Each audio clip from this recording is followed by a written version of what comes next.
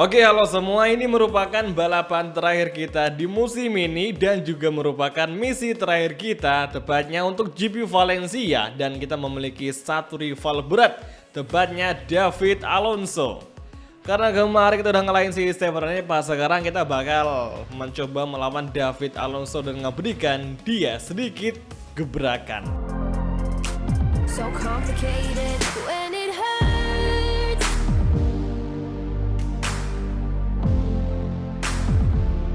Nah, di klasemen rider, David Alonso masih menjadi pimpinan klasemen, unggul dengan jarak minus 29 poin atas Daniel Holgado yang aslinya David Alonso itu sudah mengukuhkan titel juara dunia di balapan GP Malaysia kemarin. Cuman karena emang masih ada satu race lagi, makanya David Alonso mencoba race sebagai formalitas saja, sebagai balapan penutup di kelas Moto3. Dan sekarang kita harus bisa untuk menjaga tempat ketujuh di klasemen agar tidak dikejar atau digeser oleh Stefano Nepa, meskipun kita udah bisa menyelesaikan misi kita yang mengalahkan Nepa di dua balapan kemarin. Di klasemen tim bersama Honda tim Asia, kita masih mencoba terus untuk bisa menyusuli Quimoli Husqvarna Intact GP. Namun bisa gue bilang kayak sangat sulit karena dominasi dari Quimoli tim itu lebih mendominasi ketimbang Honda tim Asia. Nah, sekarang ya kita bakal coba untuk masuk saja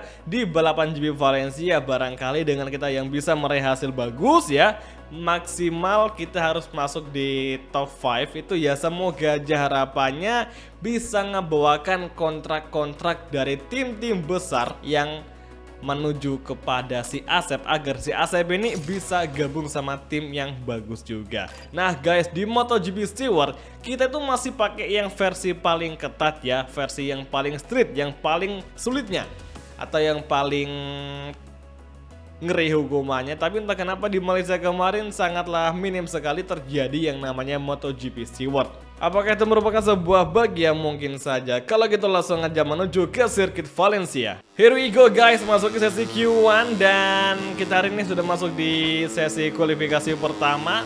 Seperti biasa, karena AI sudah beradaptasi dengan performa kita, makanya di sesi praktis ini di Valencia GP, lap time mereka itu meskipun baru kita masuk ke truk udah kenceng semuanya. Ini aja Adrian Fernandez memiliki waktu 1 menit 41.690 detikan, yang mana dia berhasil lolos ke Q2 dan dengan 3 pembalap lainnya yang ada di belakangnya. Nah, sekarang ini di sisa waktu 1 menit 50 detik lagi, apakah mungkin Surasep bisa masuk di 4 besar di sesi Q1 atau Q1 ini, dengan harapan kita bisa masuk dan lolos ke Q2, karena ini sangatlah penting sekali bagi debutnya si Asep Surasep. Oke, sektor 1 gapnya sudah mulai kita pangkas dengan sekarang minus 0,5 sekian detik dan tinggal 3 sektor lagi. Kalau bisa kita memiliki lap time dan juga kecepatan yang kita improvisasi, bukan tidak mungkin Asep Surasep The Black Mamba akan tembus di Q2 dan masuk di 4 besar di sesi kualifikasi ke-1 dan masih stabil di sektor kedua, masih berada di angka gap minus 0,5 sekian detik. Oke guys, sisa 1 menitan lagi dan tinggal 2 sektor lagi. Masuki tikungan ke-11 entry corner, kemudian perlahan kita menarik gas dan full gas kembali menuju. Oke, nampaknya kita agak sedikit lebih lambat, tapi tidak masalah, masih memiliki gap bar berwarna merah. Dan sekarang satu kesempatan kita lagi untuk bisa tembus di sesi Q2. Sisa waktu tinggal 30-an detik lagi di sesi Q1. Oke, entry corner gear 2 kita agak melebar, kemudian exit corner dan full gas kembali from Asep menuju finish line dan Honda ID Mitsubishi bisakah, dan finally Surasep meraih tempat pertama dan berhasil membawa Honda ID Mitsubishi tembus di sesi Q2. Luar biasa. Oke, nggak sia-sia kita nge-push sampai di akhir-akhir kualifikasi guys. Oke lah, langsung saja kita untuk akhiri sesi kualifikasi ke-1 dan finally Surasep nomor 2 akan memulai atau tembus dari sesi Q2 di urutan pertama dengan lap time 1 menit 41,2 sekian detik. Dan jujur di sesi Q1 pun untuk lap time AI itu sudah menyesuaikan dengan apa yang sudah kita dapatkan. Performanya, lap time-nya mirip dan persis banget sama kita. Ini adalah bukti bahwa adaptive AI itu bakal berfungsi dengan baik di 1, 2, 3 race awal. Mereka bakal ngebaca gerakan kalian dan ini terjadi. Oke, 4 riders, Aset Surasep, Adrian, Filippo, dan juga Angel akan masuk di Q2 dan bertarung memperebutkan tempat-tempat terdepan.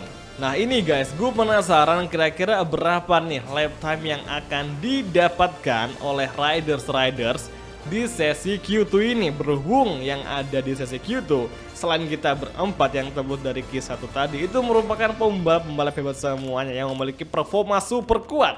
Dan sekarang kita bakal mengganti ban menjadi kompon ban yang masih fresh, yaitu kompon soft, depan belakang soft. Kemudian live session kita akan mencoba meskip waktunya dan melihat berapakah lap time yang akan didapatkan. Oke, sementara ada Daniel Holgado dengan lap time 1 menit 40,128. Masih Daniel Holgado.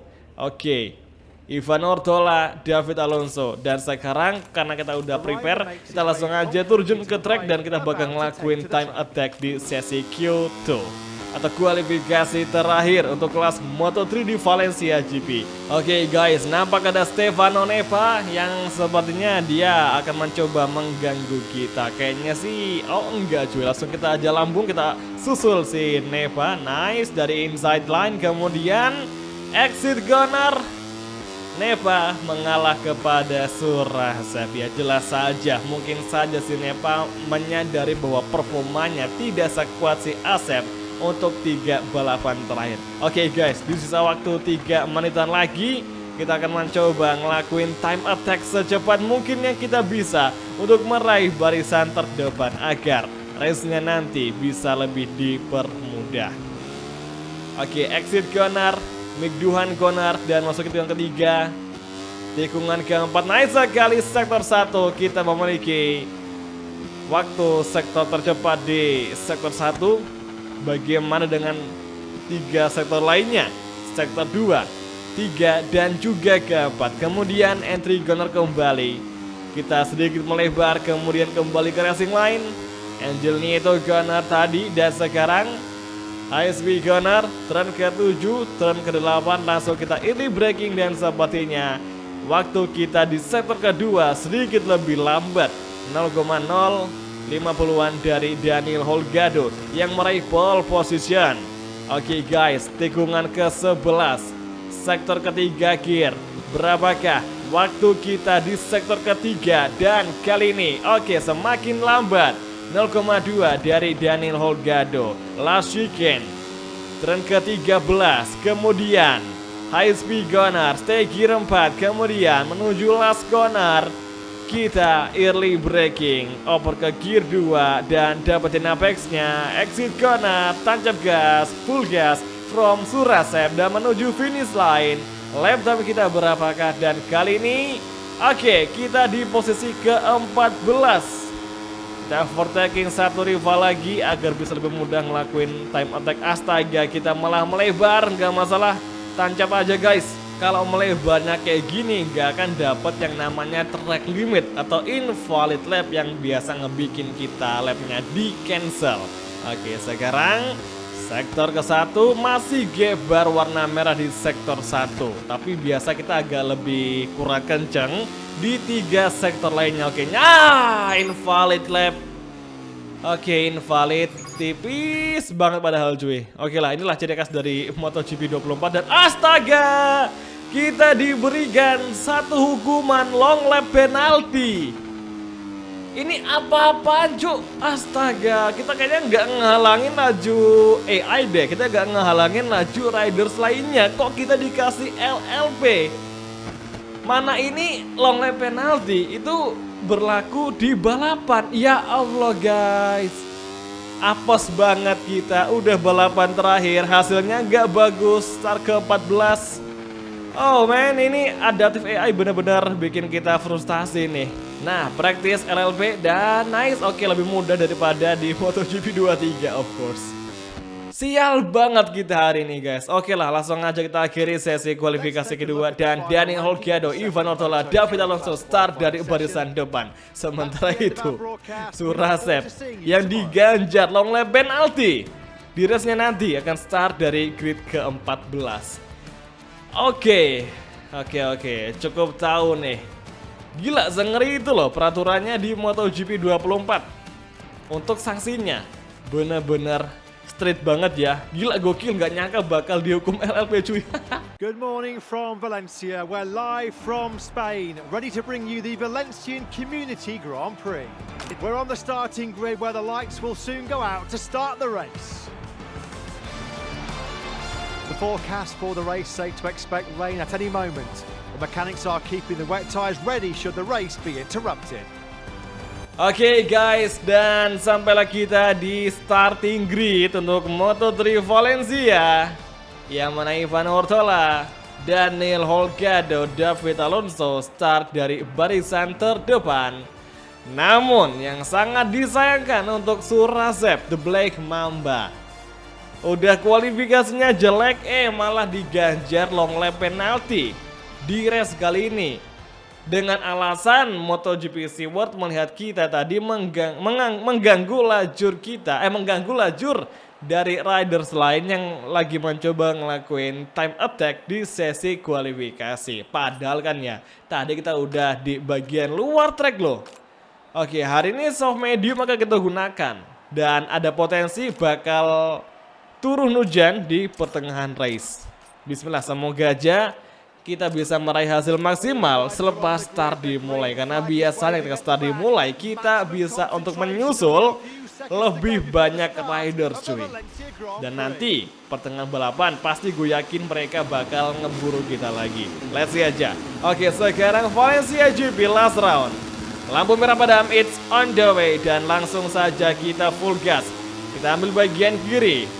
Surasep step by step masuk di tempat ketiga, mengovertaking David Alonso. Tayo Furusato kita overtake. Oh, sorry banget guys, kita cukup melebar. Kembali ke racing line.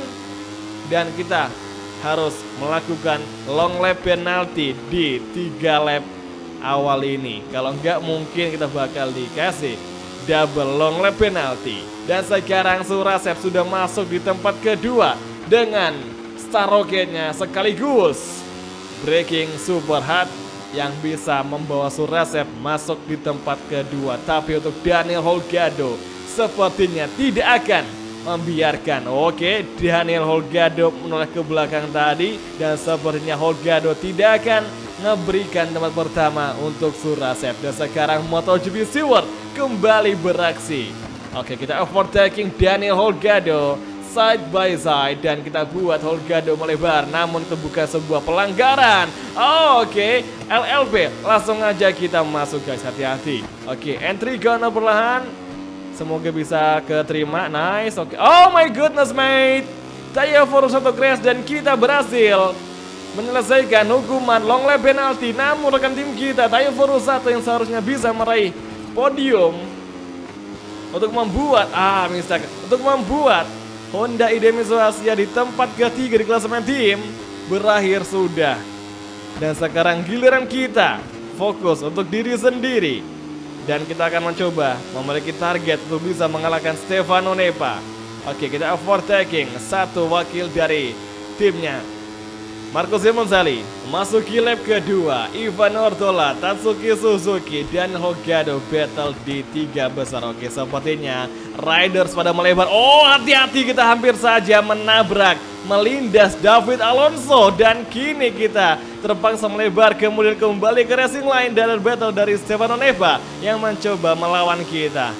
Oke, tadi benar-benar murni ada insiden, jadi mau nggak mau kita harus mengambil jalur luar agar tidak sampai melintasi David Alonso. Oke, kita ngebuat sebuah pelanggaran, tapi ternyata kita nggak dikasih hukuman cuy, gara-gara cukup mengovertaking rival lain dengan cukup agresif. Oke, exit corner kita aman dari peringatan dan sekarang ke fokus Q fighting. Kita udah masuk di tempat ke-6.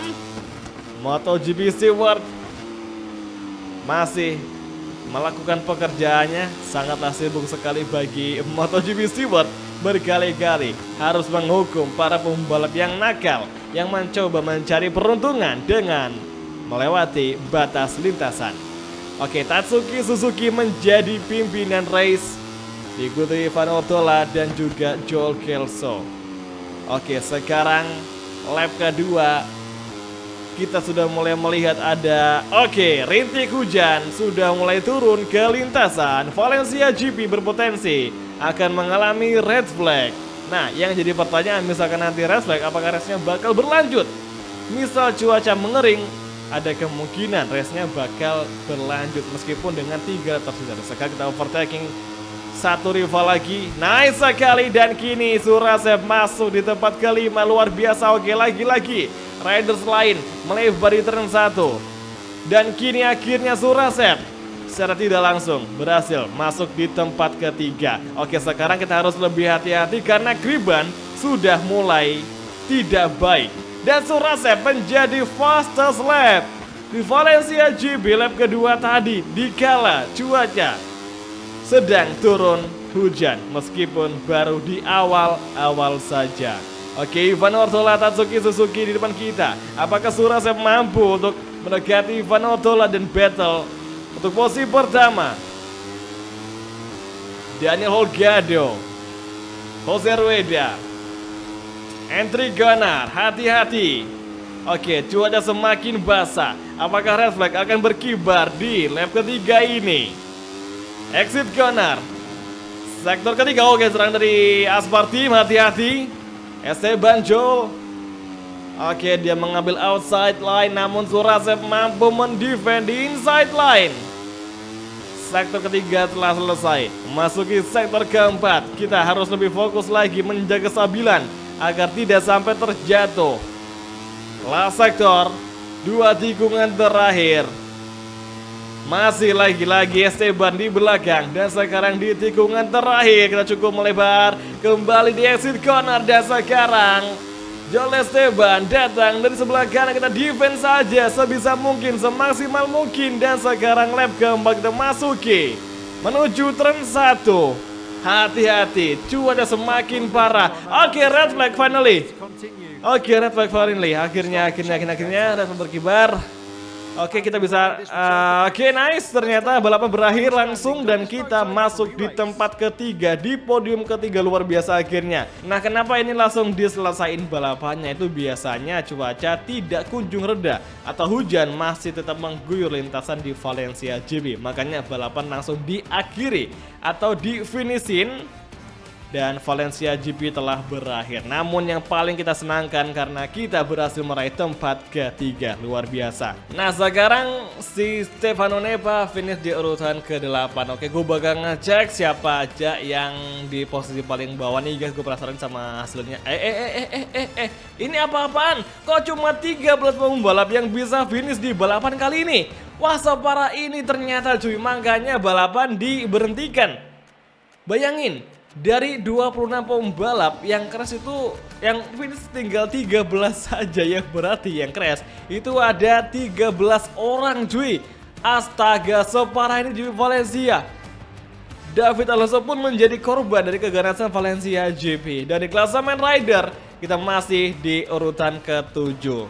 Kita masih di atas dari Stefano Nepa dan alhamdulillah kita nggak ada pergeseran poin sama sekali untuk tempat ke-7. Jadi kita fix dan masih selamat dari fight back Stefano Nepa. Oke, David Alonso, Daniel Holgado, dan Ivan Ortola yang mengisi 3 besar di klasemen akhir guys untuk Moto3 debutnya si Surasep. Kemudian di klasemen tim kita masih tertahan di tempat keempat dan 3 besar diisi oleh MT Helmet, kemudian nomor 2 Liqui Moly yang akhirnya masuk di tempat kedua, kemudian CFM Moto yang ada di tempat ketiga. Dan sangat amat disayangkan kita gagal meraih 3 besar untuk klasemen akhir di kejuaraan tim di kelas Moto3 guys. Jadi bisa dibilang ini merupakan podium kedua kita selama debut di MotoGP 24 bersama si Asep Surasep, dan Asep berhasil mengoleksi 2 podium dan 1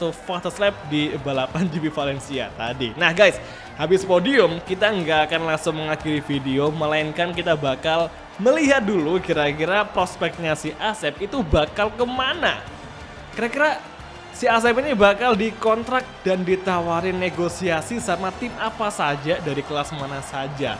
Nah, gue tuh penasaran jangan sampai si Asep itu dikontrak ditawarin langsung dari tim MotoGP. Nah, kita bakal coba lihat nih guys sesaat lagi. Oke, ini recapnya si Asep.